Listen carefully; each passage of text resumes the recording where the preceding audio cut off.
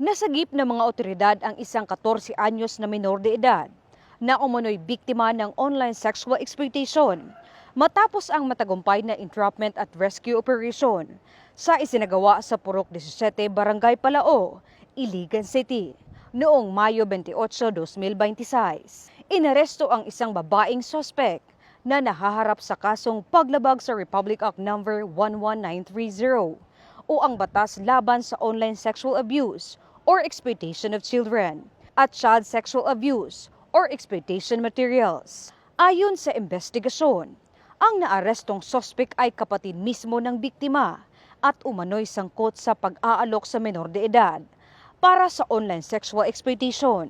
Nakumpiska sa operasyon ang isang video cellphone at isang identification card na pinaniniwala ang may kaugnayan sa isinagawang krimen.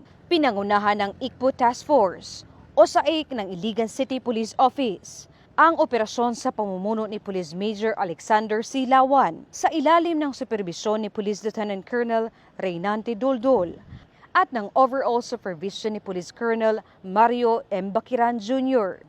Binigyang diin din ng mga otoridad na patuloy nilang paiigtingin ang kampanya laban sa online sexual exploitation, human trafficking at iba pang anyo ng pang-aabuso sa mga bata upang matiyak ang kaligtasan at kapakanan ng mga kabataan sa komunidad. Mula dito sa inyong Higalang Police, Regional Office 10 Public Information Office, ako ang inyong PNN correspondent, Patrolwoman Jane Rose Bohol, alagad ng batas, tagataguyod ng Balitang Pulis.